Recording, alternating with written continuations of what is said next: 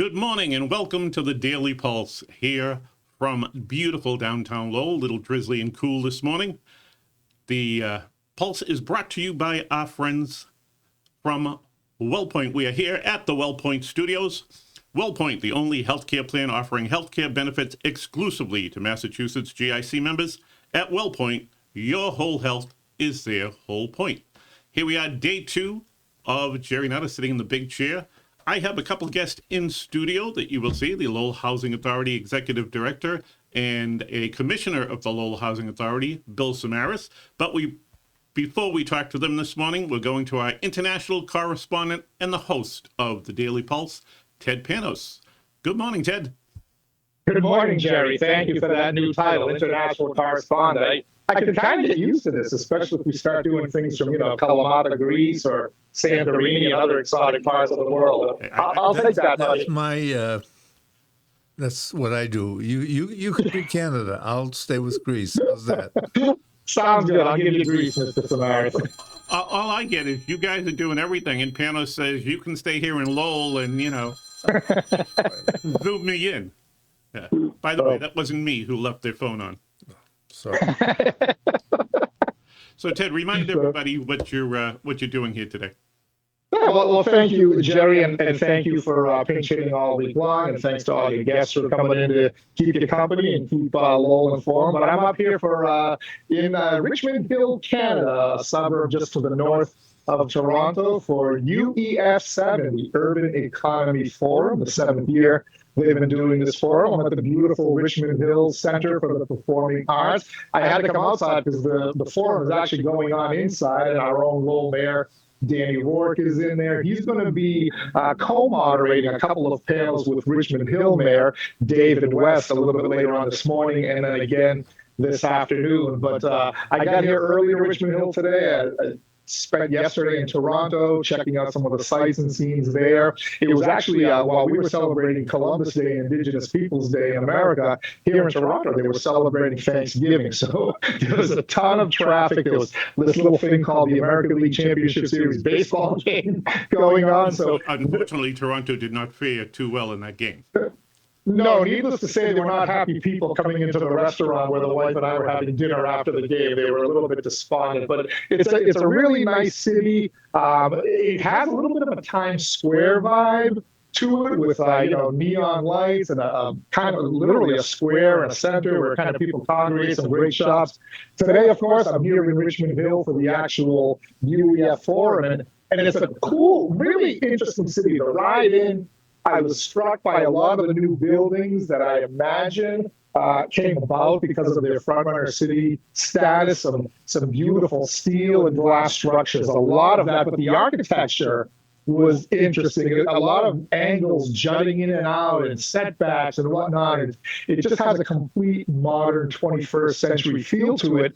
Ironically enough, though, we start to get into the more downtown area where this Performing Arts Center is, and you start to see some of those brick facades or brick buildings pop up. Not the factories of old, where it's these giant rectangular flat walls and whatnot, but again, similar to that modern architecture where the certain things jut in and out, the windows all large and whatnot. So I'm going to guess, I'll try to confirm this, but I'm going to guess these also are either some of the modern or redone buildings, but they're doing a really nice job of blending in that historical with the new and the modern. So it's a really beautiful city, and it's something that I can visualize fitting in really nicely in Lowell if this Frontrunner City initiative is able to help transform the city and bring some of these parts into the United States and into our good old Lowell, Massachusetts. It does look like you have a steady stream of traffic behind you, and I've noticed a couple of buses also. Big transportation?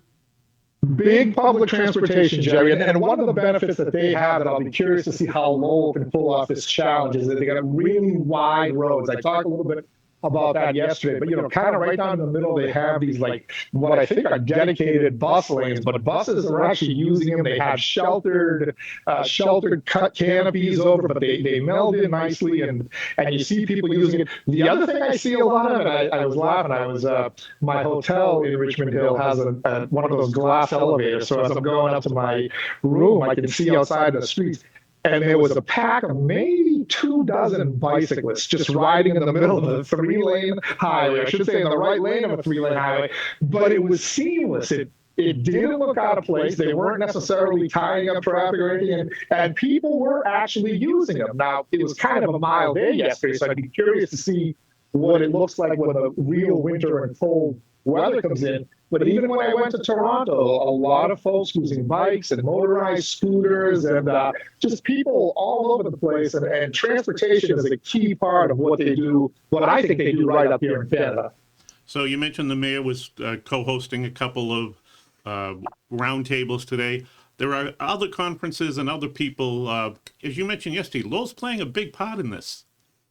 Yeah, I got there this morning and kicking off, and there was a bunch of speakers before the first roundtable, but all of them acknowledging Lowell and its place as the first front-runner city in America and how they envision Richmond Hill and Lowell, as you know, Richmond Hill, of course, was the first front-runner city in Canada, being the jumping-off points to get this all over North America. And I know they're planning one for Mexico as well. So it's, you know, today, just to hear speakers from other parts of the world, other accomplished individuals, United Nations representatives, just mentioning Lowell in the same breath as, you know, these great cities up here, was really kind of interesting. The mayor, as we mentioned, hasn't spoken yet. He will co-moderate a couple of panels later today. And then tomorrow, of course, is what I've dubbed Lowell Day up here, because Lowell, its people, and its officials are going to be the stars of the show tomorrow for pretty much the entire forum, the second day of the forum. Go ahead, Bill. Teddy, now that you're up there and you're seeing this firsthand, does this make you, we'll say, more confident that this front-runner city situation can really work? Yeah, so as you know, Mr. Samaras, I've been excited about this and confident from the get-go. I don't think that we've gotten to this point where, you know, people from the UN come to Lowell in July, invite Lowell's representatives to Geneva a couple of months ago, and then give them a starring role here. I was one of those people who thought this was all for show and nothing was going to come of it. But to actually see it in person, to see some of those buildings, and I can't wait to, during the lunch breaks here, or the breaks in between the forums, to actually get out and walk around and see some of the landscape myself. As I said, I can definitely see this in Lowell. I can see it transforming the city. And, you know, I think the first area we talked about last week that they're going to work on is what they're calling Jam Plus, which will be the Jackson and Appleton Middlesex district. I'm going to guess the train station is going to be a key part of it. The part I'm curious about and somewhat skeptical is all these public transportation things, which are going to be necessary. How do you pull them off in a city with such a small footprint like Lowell?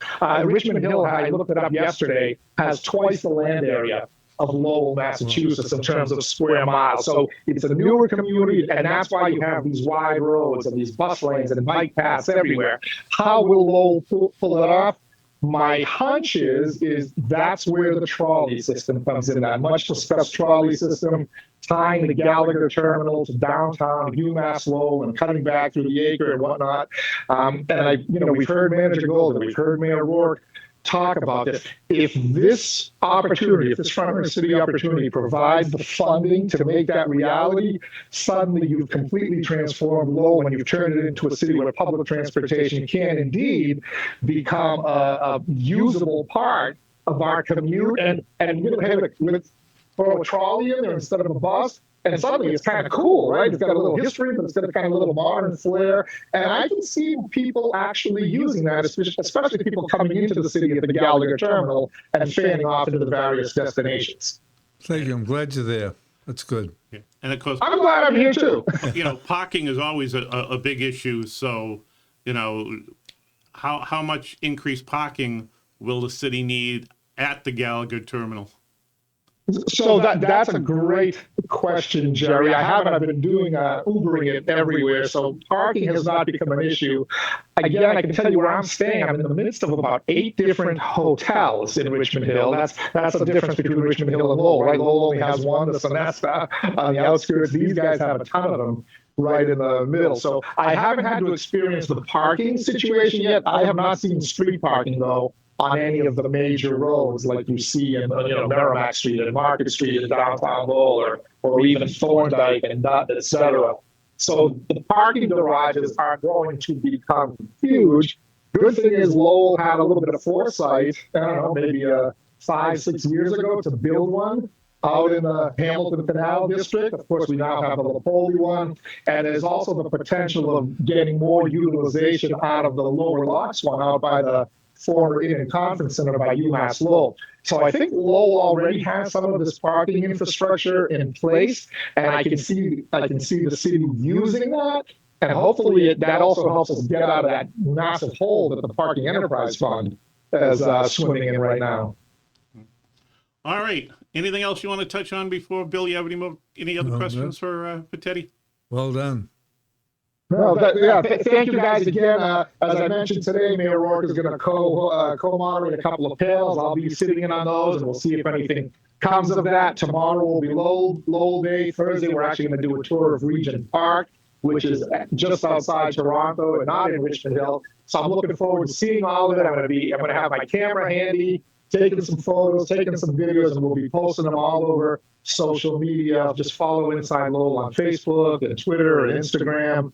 And again, the Daily Pulse every day. We'll be having some updates from here as well. So thank you, Jerry, and thank you everybody else for filling the big seat over there. All right, Ted. Thank you very much. Enjoy Thank your you. time. Take care, guys. Take care.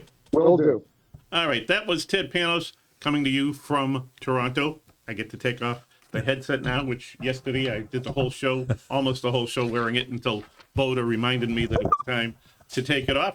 Before I introduce our guest again, I just want to remind everyone and thank a couple of our sponsors. Ray Booten, licensed realtor in Massachusetts and New Hampshire, certified appraiser in both states as well. If you're looking to buy or sell a property, a business, or a commercial property, Ray Booten is the one to contact. Find them online at realestaterayBooten.com. That's realestaterayBooten.com. And of course, by WellPoint, the only health plan offering healthcare benefits exclusively to Massachusetts GIC members. At WellPoint, your whole health is their whole point. And now I'm going to turn this over to Bill Samaras, who is in the house with me. And Bill, you brought a guest in. Yes, I did. Chhan, the director of Lowell Housing. Thank you very much. Thank you for the opportunity. Can I call you Jerry? You can, Tara. It's nice to meet you, sir. Well, nice to meet you, and thank you, Vice Chair Samaras. Well, first, I want to thank Jerry for the opportunity to sit down and have this interview. This give me the opportunity to give the your audience and also you a brief overview of what the Lowell Housing is all about and what we have to offer at any moment in time, but also not a complete but brief overview of the affordable housing project that we are currently working on. And I want to thank you, Vice Chair, for facilitating this meeting. So before you begin, what I'd like to say is, when I got on board as a commissioner for housing, I've always been interested in housing, and this was going to give me the opportunity to get more involved. But truthfully, Jerry, I had no idea how big it was. I mean, you literally cover the city. So it's not just large buildings, but it's two-family homes. It's houses all over the city. It's all kind of housing. And what's amazed me about the Lowell Housing Project, being on the city council, we had our budgets. Being on the school committee, you had your budgets, and there were fixed areas. But when you look at a budget for the housing, you look at a budget for low-income families. You look at a budget for the veterans. You look at a budget for disabilities, for people with disabilities. There are so many different categories and subcategories. How the CFO, the Sherry Giblin, keeps order with it is beyond me. I mean, I often compliment them at the end, not only for the report, but just for the management of so many just different situations. But we have a director in TAR, someone who has when people talk, they have their finger on the pulse of the situation or whatever's going on. You have the pulse of what's going on in housing.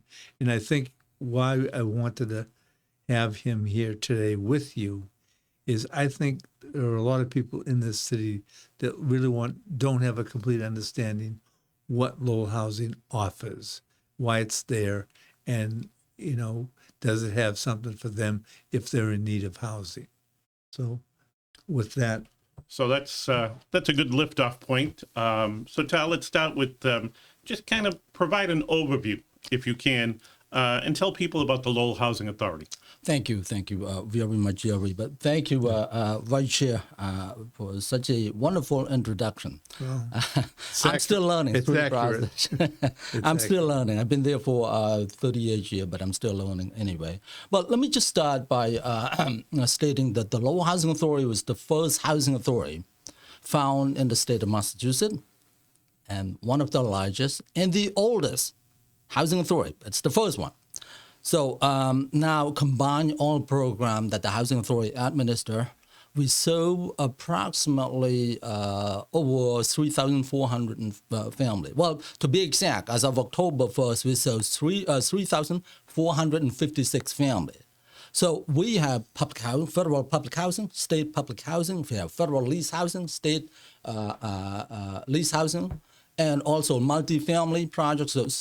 So many different programs that we are administering. So now, among those, there's 1,801 unit public housing project. The rest, lease housing that we administer, but it's owned and managed by private sector. The public housing that we have, 55% of those units occupied by elderly and disabled, designated for elderly and disabled, and which equal to 999 of them. 802 units are for family project. Now, let's bring up elderly and disabled. These are the most vulnerable population. Their income is considered to be below extremely low income. HUD come up with 4 income limit, area median income within City of Lowell, and our population, elderly and disabled. We don't use the word population, we use the word family type, household type. So elderly and disabled, their income, the majority of them has less than $1,000 a month. Now, comparing to the market rate, let's just bring up studio and 1 bedroom. The current market rate in City of Lowell right now, if you are to look for a studio and 1 bedroom, we're looking between $1,200 to $1,800. Their monthly income not even enough to rent a unit. So this is the population that we have. We don't have a choice. We have to support. So the other 802 are occupied by family. This is the population that do not have the financial means to support themselves in the open market either. For whatever reason, their income most of them fall below $1,500 a month. And the 2 and the 3 bedroom unit being rented right now, at $26 for a 2 bedroom, that's average. Our payment standard is below that. And for a 3 bedroom, it's going up to $34. This is nothing fancy. So we can see that their income will not survive in the private sector. So those are the people, that's like I mentioned, the most vulnerable population, and they need the support for the time being, especially for family. Now, those are the 2 populations, but we serve 3 different populations. The other population that we're working on is the resident that have the potential of transitioning from rental assistance dependency into economic security, financial security, and eventually become self-sufficient and become independent of rental subsidy. This family that, for whatever reason, under their circumstance, we're not looking at their circumstance, those are the people that we serve. So how do we do that as public housing? That's another component. Well, like I mentioned, I haven't mentioned that yet. Our primary focus is to provide affordable housing, quality affordable housing that would include safety, sanitary, and quality housing for our elderly, disabled, and low-income family. That is our standard. However, the ultimate goal should be to assist our resident move forward and becoming independent or moving out of public housing completely. It should be a temporary shelter for them. That's our goal. And that is built into our 5-year strategic plan. Let me elaborate on that. Contained in our 5-year strategic plan, which have to be consistent with the city consolidating plan, of course, whatever we do have to be consistent with the city plan. Contained in our 5-year strategic plan is the long-term sustainability development plan that allow our Lowell Housing Authority staff to use all available resources to assist our resident family, okay, that are able to go to work, able-bodied, gravitate towards financial and economic security by attaining the knowledge and the skill capacity that reflecting the demand of the industry standard at this point, and eventually increase their own income, meeting the goal of financial goal, and become independent. And we have the tool to do that. And finally, the family would move out of public housing. Do we have the tool? Well, there's two programs that I am very proud to say that the Housing Authority have the privilege of implementing that. One is called Family Self-Sufficiency. We have that department. And the other one is called the Section 8 Home Ownership Budget Program. So what is Family Self-Sufficiency Program? This is a program that our residents can use as a tool, working toward increasing their own income, become financially and economic secure, and then move towards family self-sufficiency, upward mobility, and also can take advantage, with that program, also can take advantage of the Section 8 home ownership program too. Residents can use the Section 8 voucher to buy their own home. So those are the two programs that we have at our own disposal that we can help our residents. So that is to answer that question, that's the population that we serve, and our focus is to provide affordable housing for those that need help. But at the same time, the ultimate goal should be to help anyone that can get on their own feet and move on, look upward to achieve American dream, buying their own home. We have done that. We have population that have been pretty successful in using the program, advance forward, and the terminology is upward mobility. Thank you. Now that's a part of housing that most people, including myself, knew nothing about. That there was this program to try to help people educate themselves. So let's talk about that program. That's important. How do the people, are there classes? Is there training? What type of process do these people go through to try to better themselves so that they can financially improve their standing? Well, that's we have the department called Resident Service Department, also run Family Self-Sufficiency. The program itself built into the system that allow the resident to participate for a period of 5 years, the 5-year contract, and you have to set your goal within a period of 5 years. What is it that you want to do? Owning a home is not for everyone, technically, but increasing your own income, that is the goal. And if someone signs onto a contract, say, okay, I'm a housing resident, I'm a Section 8 program participant, receiving rental assistance, I have no income right now, my income is welfare or social, whatever it is. Okay, let's say my income is $1,000, right? So residents need to pay 30% of their income. Let's say they pay $300. But by entering into that contract within a period of 5 years, the goal is to achieve a certain thing. If you want to get your degree, well, for the purpose of earning more money, okay, you can do that within the period of 5 years. What step to take to get to that point? Resident service coordinator or the family self-sufficiency coordinator work with that resident, establish the personal goal. What is it missing?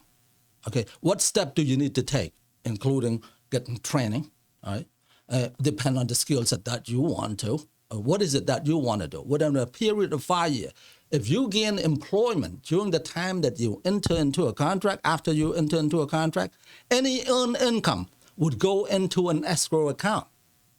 would go into an escrow account. At the end of the 5 years, there's a formula, but let me just say that any earned income, that just for the sake of understanding, will go into that escrow at the end of the 5-year period. But you have to comply with the rule and regulation, okay, for the purpose of achieving that goal. That money is you to put down for buying your own home or moving forward, whatever you want to do. Yeah, become independent. And that in itself is one of the best programs that I think. And one of the least publicized. But you also asked an important question, what type of education? But he has on his staff some very good people, former Lowell High School graduates too, I might add. Yes. You know, that are looking to work with Middlesex Community College on some courses, just to bring some courses onto the campus, so to speak, to help them, you know, we'll say, swim up the river, so to speak, you know, learn how to swim in this, we'll say, river of so many different issues that you have to handle. But the thing is, what they have is they have the ability to communicate to the people, you know, what opportunities are out there. It's constant. It's a constant that's happening. Yeah. So how would you describe right now, because you must hear from a lot of different people, the supply and demand of you know, the term affordable housing. What is affordable? Okay. All right. That's a good question. Right. When people hear affordable housing, especially from public housing agency, it's like, okay, are we building another housing? No. Anything that you hear from me talking about affordable housing project that we're working on, it's not a typical conventional public housing. This is housing, would be the product, when it's done, it would be the product of both private and public funding. And that is not just for, so the population that we serve, that I'm not, the first two group, okay, first two household type, are the most vulnerable and have extremely low income, way below anything that you can think of. But the affordable housing is not only for extreme low income, but it's also for the working family. Right now, I mean, probably the information out there, I'm not an expert on that. For a 2-income family of 4, not many people can afford to buy a house. No, I get it. So anything that we are working on, right now the Lowell Housing Authority is working on a combine of, when it's done, okay, would be 173 unit, okay, total. We I'll talk about that later, but what I'm saying, when you hear the word affordable housing, it's for everyone. For a family of 4, let's just, a rough estimate, an income of 100% of median income is about $136,000. You still, with that much, you still cannot afford. So that's what we're working on. But the demand and supply, let me get back to the demand and supply. Now, before I get into that, well, I just mentioned that our primary focus is quality affordable housing for our low-income residents, right? But the focus is to get them our public housing. Anyway, now, let me just say that I said that we have 1801 total unit in public housing. We have 127 buildings throughout the city. That's a lot. Wow. Ranging from a single house all the way to a high-rise building that comprise of 189 family, like the Shambo Tower. They changed the name to City View. I remember that one. Shambo Tower. That's what it is. 189. And we have a lot of high-rise building with elevator and everything. Okay, so we have 127, but most of our buildings were constructed between 70 to 144 years ago. Well, some 104. Now, under our state portfolio, there's 10 buildings that was constructed between 124 to 144 years ago. Wow. All right, so that's old. Yeah. Old to the extent that, you know, when you open the door or the resident move out, you require, but it needs substantial renovation. Right. Major renovation, knock everything down and start over. That would be costly. Yeah. But you know what? With the age of the building, what the state gave us in 2022, they give us $1,700 per year per unit. capital fund. This is an area that amazed me. I mean, because this is when it's not simple anymore. Oh, yeah. And Because you can't put a window in for $1,700. Exactly. what can you do with 7? Well, you can buy a lot, maybe 2 windows, but then you won't have enough funding to hire someone to do the work. But now it's gone up a little bit. Thanks to the state legislature, governor, and the city are working on that. Finally, it's going up to $2,100 per year per unit. But then again, $2,100, another $400, you can buy. I don't know. Okay, so the federal government hot give us a little better. It's about $2,400, $2,450. But then again, we're talking per unit per year. So now here we go. Because of the age of the buildings, right? Most of the critical infrastructure either need to be replaced or upgrade to meet the current standard. And it costs a lot. Yeah. It costs a lot. Let me just tell you, each elevator, to replace one elevator, okay, people, it's not just simply by taking one, remove one and put one in. There's a lot of logistic behind that. Elderly and disabled that need to use the elevator, they won't have, you're talking about relocation. You're talking about other unit that when you move people out, you can't touch anything, it'll fall apart. So because of that, because of those critical infrastructure, we don't have to fund it. The level of funding that we have right now is not sufficient to maintain that. So as an agency and my team, okay, I myself too combined, have no alternative but to seek for additional funding, either from federal government, from state, or from the city. One in a great while you hear that's, okay, the Lowell Housing Authority is seeking for funding. We're gonna ask about that in a minute. But what I'm getting at is that why are we doing that?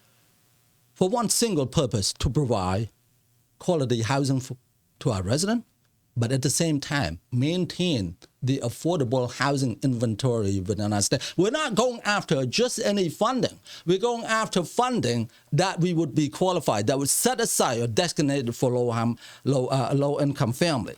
So that is the state of our current infrastructure. So the funding, I already told you. Now, how about the demand? Okay. How about taking one quick break here, because we're talking a lot about housing and we got a little bit of time to go. But what I want to do is just take a minute and thank all of our sponsors. Inside Lowell, Daily Pulse, brought to you by our friends at WellPoint. At WellPoint, your whole health is their whole point. Washington Savings Bank, banking that feels like home.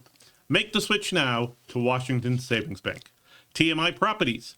TMI cares, developing and managing their own properties for over 30 years.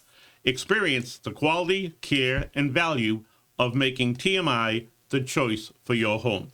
Mahoney Oil, providing warmth and protection to generations of families since 1925. The Greater Lowell Community Foundation, improving the quality of life through strategic, impactful philanthropy. Francis E. Preventure Insurance, the agency Greater Lowell has counted on since 1982. And of course, our friend Real Estate Rebootin, licensed real estate agent and appraiser in Massachusetts and New Hampshire. We are talking today about Lowell Housing Authority with the executive director and with Commissioner Bill Samaras. You've been talking a lot about all funding and about the properties. Wasn't it a few years ago, and I don't remember how many, that the Housing Authority kind of sold off some other properties? I remember my grandmother at one time lived on Lakeview Ave in Housing Authority property. But over the years, you've kind of tried to condense and sell off some properties, correct? That is correct. And there's a reason behind that, because I just mentioned the aging infrastructure. Right. Okay. To take advantage of what had allowed us to do, what we did is dispose 87 units, and the funding, the sale proceed can be used to redevelop affordable housing. The option is either we can do Section 32, which is homeownership, or rental, that for everyone, not just for extremely low, but also all the way up to 80% of median income. Oh, okay. So working family. Right. So it's not a typical. So when we change from we sold all 87 units, that sale proceed will be used as the base to start another affordable housing development, which we are working on right now. And I have a copy of that. I'm going to hand it to you. So that funding is dedicated for that, to restore the affordable housing inventory back in, which housing call it the fair class number. But that's another story. You know, what he's bringing up, and, you know, it's good that you're asking these questions. The magic here is that the agency is not funded completely to do everything it's supposed to do.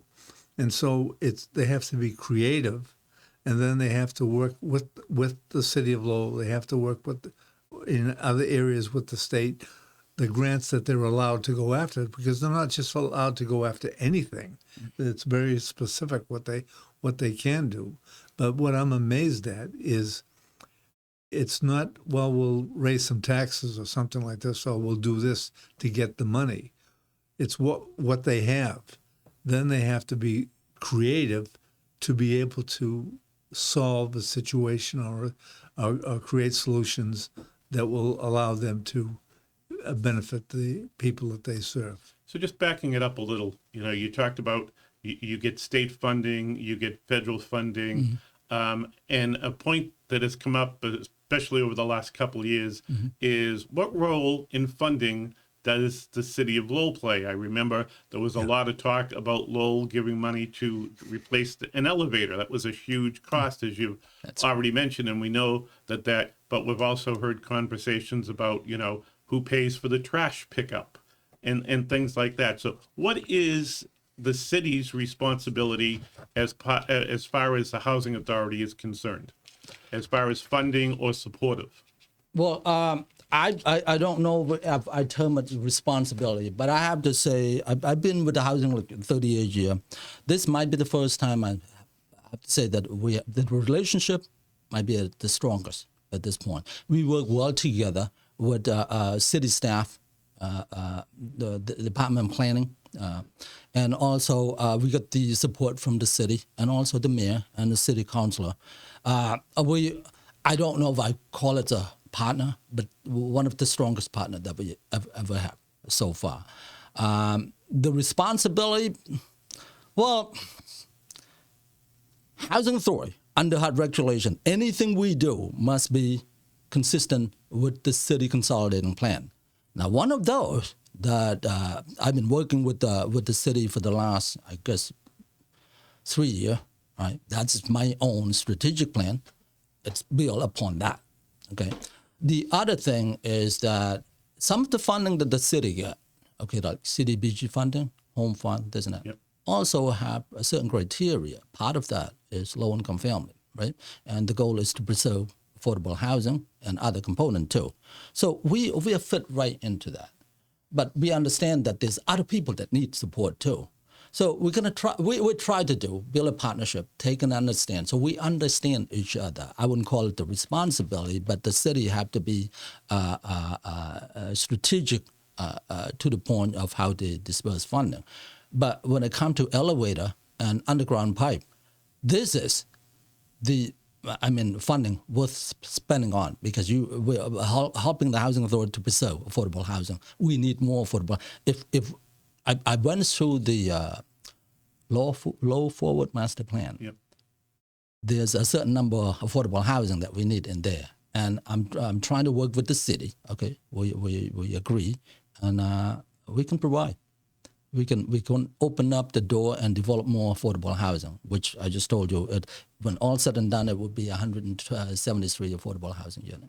Now, I remember at one point when I was very young, we lived over on Murray Terrace. Yeah.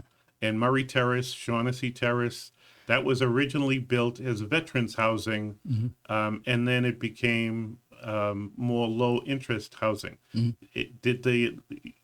At some point, the Housing Authority took that over, correct? That is correct. Yes. And then that's all been redeveloped into single-family? Well, some single and some duplex. Okay. Yeah, right. And it's sold to family with income ranging from 50% all the way up to 150% of median income. Oh, all right. So it's open up to everyone. It's open to everyone. Right, yeah. Right. And there's market rate. there's affordable housing in there. But that is incorporated into the 5-year plan too. Now, since you bring that up, we are trying to finish the last phase over at over there at the Julian Steel. Right. We are putting 32 affordable condo unit that will be sold to people between 70 to 100% of median income. Wow. Like I said, a family of 4, Yep. $136,000. That's not low income. I mean, in our city, it's not low income. Right. But in the eye of the state of federal government, that is called moderate or mid income. Yeah. But to us, it's a lot. All right. But I have not had a chance to respond to the question that you have, the demand of affordable housing. Right. Because that in itself drives the production of affordable housing, why we do that. Now, let me just say, I'm using October 1st, all right? 2-3 weeks ago, right? Two weeks ago. As of October 1st, so we have unit that we have in the city, but the demand is this. As of October 1st, we have 11,949 family waiting on a waiting list. How many? 11,949 family waiting for a vacant unit in public housing. Wow. That's what we are dealing with. Wow. And that is that's what it is. And so that's what people are waiting for, okay? Whatever reason. And 82% of those people on the waiting list have income less than 30% of median income. Extremely low.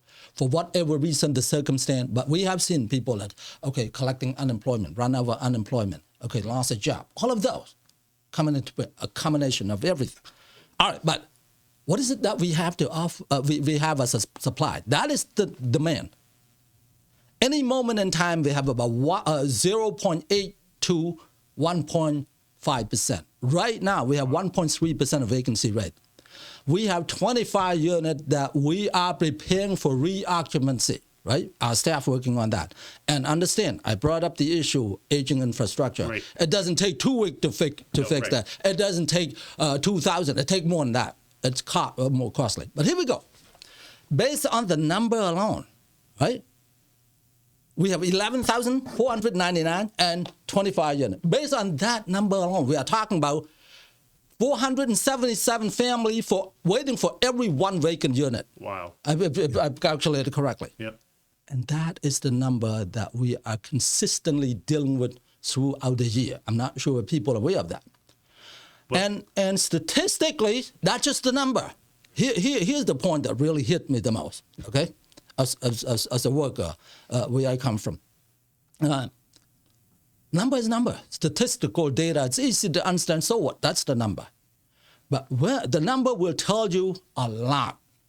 When you attach that number, when you attach human face to that number, right? So when you attach that human face to the number, there's a story behind that. There's the 11,449 story there. Right. Yeah. Yeah. You cannot dismiss the fact that behind that number there's children, there's elderly, there's disabled, especially elderly people that paved the way for us, to where we are today. But those are the people. There's women in there that quietly appealing for help. Yeah. Oh, do you want me to stop? No, I can go on. All right. So here we go. Coming back to understanding the demand and the supply of affordable housing, we know our role. We know our responsibility. Our job is to provide affordable housing. But believe it or not, the sad reality is that we can't solve this problem alone. Right? We know we can't. We're too small. But what we can do is we can contribute to the overall solution of affordable housing crisis. Therefore, our team, with the under the leadership like Mr. Vice Chair here and the Board Commissioner, Chairman Rodney Elliott, and previous previous board member, okay, under their direction, our team put together a 5-year strategic plan, and in those, very deep in those, there's a plan to develop more affordable housing. I'm going to share with you, okay, 3 affordable housing development projects that we're working on. The first one that I just mentioned, We are working with RFDC, Resident Force Development Corporation, that's being led by Dan Silver. I think you know that.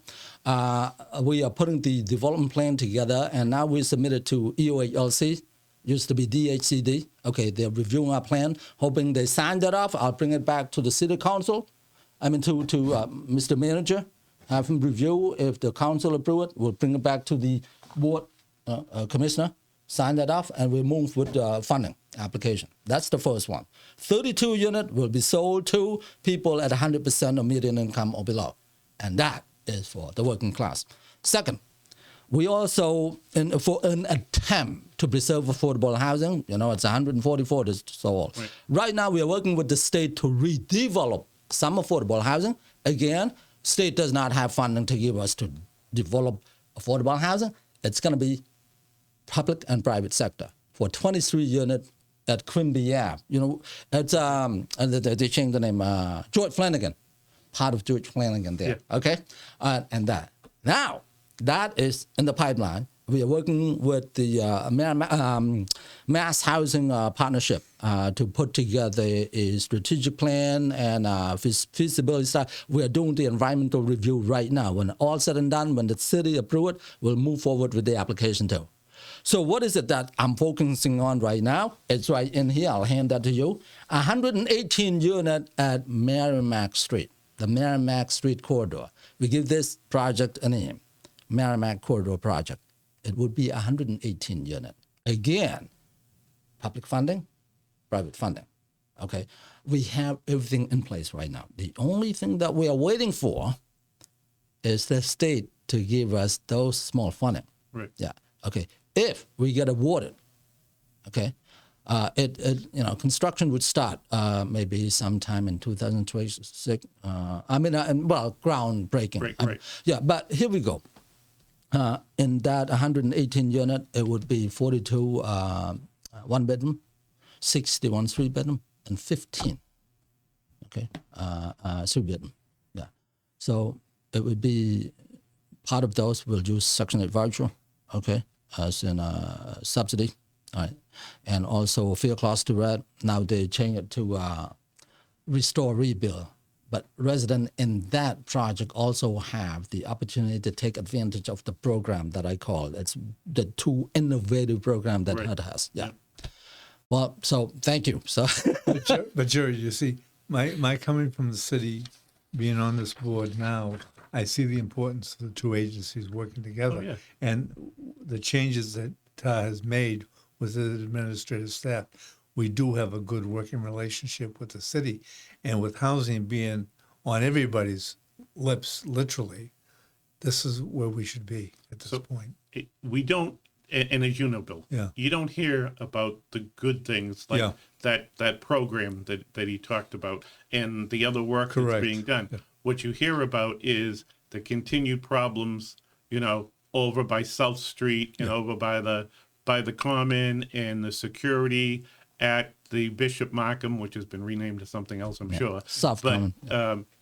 What's being done to address those issues that have been brought up in the paper? We could come in for another show just to talk about the steps that have been taken over the years and what we have to go through, meeting all the legal requirements and what have you to do this. But you can touch upon I can just bring that up just a little bit. Yeah.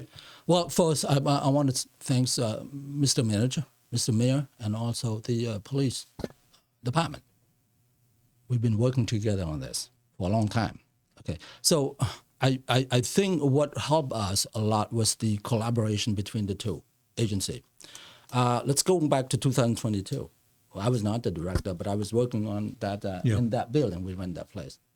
I noticed the increase of homeless population within the vicinity. So we have Summer Street, South Street, Graham Street. Everyone knows that. Right. Public information. Yeah. And believe it or not, low housing on the city was aware of that. That's why the precinct come up. There was in 145, we opened that precinct. Yeah. And it's not an easy thing to do because we have to go through HUD too. So we opened that up with the anticipation that would help our resident. One thing I want to highlight is that the safety and the security and well-being of our resident is the utmost important. That's why we do. So that's preempt. But then again, I mean, after the pandemic, things changed drastically. More homeless population come out to our city. And somehow, most people gravitate towards that area, the South Common Park. Yep. Well, we don't bring that. But the city has been working very hard with us. Okay? Now, we can talk about that, but I just want to touch upon it. I really want to thank them. This is my opportunity to thank Mr. Manager and the mayor and the city for working together with us. We by recognizing that it would not help that much. It helped for a short period of time, but the population started to increase. And what happened is adjacent to our building, right? So HUD does not provide funding for police enforcement. That's the issue. Oh, yeah. Yeah, we don't. People think it's automatic. It isn't. Yeah. We are not in the business of arresting people, not in law enforcement. Our primary focus is housing, affordable housing, right? But there's some funding that we dedicate to that. With the limited funding that we have, well, we have to do it for the sake of serving our residents, for their health and safety, right? We did it. The city helped us with that too. They're not charging us that much. But the total funding that we pay for the city, dedicate for the city police services are going up to $150,000 right now. It started with 100 and something, but because of the overtime, the more traffic coming in. Now, I'm not speaking for the whole city. I'm speaking for the South Common. Right. The increased population in that, because I don't possess the knowledge of outside that. Well, I understand we have 127 buildings, right? One area that we have a problem is there. We don't have problem anywhere else. Well, you don't hear about problems anywhere else but there. Right, Really, because if you were to take a tour, you'd be impressed. Very impressed. yeah, because people, I mean, well, there used to be over. Hang on a second. That's what happens when you leave pianos up and you don't shut them off. There we go. Sorry about that. Okay. What I noticed is that the closing in 𝐃𝐚𝐢𝐥𝐲 really increased the traffic over there. Yeah. But what really the impact is the funding, the limited funding that we have. So we pay for the police detail, okay, to increase that, and it would be a lot more without the help of the city, but they help us. But the other thing is to continue to maintain. Right. Now, we used to have 7 people for 9 buildings over there. Right? It's increased to 13 right now. And it's not, it's out of necessity. That means we remove other people from other area. Right. Now, the issue got to the point that we clean one unit, we'll clean one building, move on to the next building, an hour later, that building is the same. Right? The problem is that we do not have right, okay? We can't throw anyone out, okay? A resident have right to us, okay? They can invite us in, yeah. And the same concept apply anywhere. So all we could do is continue to maintain the building, but to the extent that some people want to get into, use the torch to open the door, use the torch to melt down the plexiglasses, open the door, break the door. And all of those cost a lot of money. Right. Yeah, cost overtime. There's one example that I can give. Okay, this is about 6 months, last year maybe, that they broke the basement door. And that basement door, in order to break that, you're going to have to break the brick along the side too. And Our costs have gone up. Oh, yeah. It's significant. It's significant. We're almost We out of can't time. talk. One of the things I do want to touch on, though, is how worried are you with the cuts that are coming out of Washington? That how is it going to impact your ability to do some of these programs that you want to do? tremendously. What's the main question the commissioners have asked you? Yeah. Honestly, the very same question. I'm that sure. We've had to approach them. Yeah. So let me just share this with you. I don't know, but I'm going to share. Well, it should be public information. Right now, because of the reduction in funding, all right, federal cut 10% of operating subsidy and 6% of capital fund. Now, I just gave you the number, but it's a more cut coming in. Now, where are we? When it comes to lease housing, they cut $975 million. It's affect us.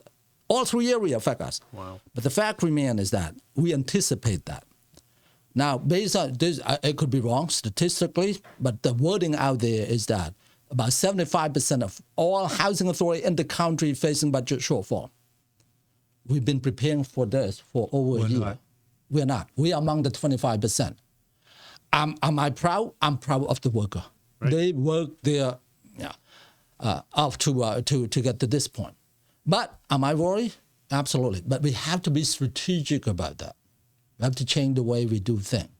And there's other program that we can talk about called red conversion, okay? Because the future of public housing, the way the cut is, I don't see the future of public housing. But we have to be, housing authority now have an option of converting to something else. We need to move on. And sooner or later you hear about that, I will come to the commissioner and there's an option out of that. I mean, this is the direction we've talked. A lot of us talk about housing or what have you, but this is an area that they're doing that I want to see come. The type of programs that will take people from where they are and allow them to buy their own home. But we're in a time now. It is so difficult, and what have you. But the thing is, the board has been amazed at their quickness and their alertness to do what they've done on their own, where, TAR's come to us that I've anticipated this, and this, and this is where we're at. I want to thank you. Off it. Thank you, Tar, for coming in today. Nice to meet you. Nice to meet find you. out more about the Housing Authority. Commissioner Samaras, always a pleasure. I want to thank you all for listening and joining us. We'll be back tomorrow. We're going to talk to representatives from the city of Lowell. We're going to talk about some of the different park programs and different redevelopments that are going on, including over where I live in Sunnyvale, the St. Louis Park Project, which I'm very excited about. And we'll have Ted Panos from Toronto joining us again. Tomorrow is kind of Lowell Day up at the forum. He'll tell us all about that, all about the different speakers. Take care. Thank you for joining us. We'll see you tomorrow.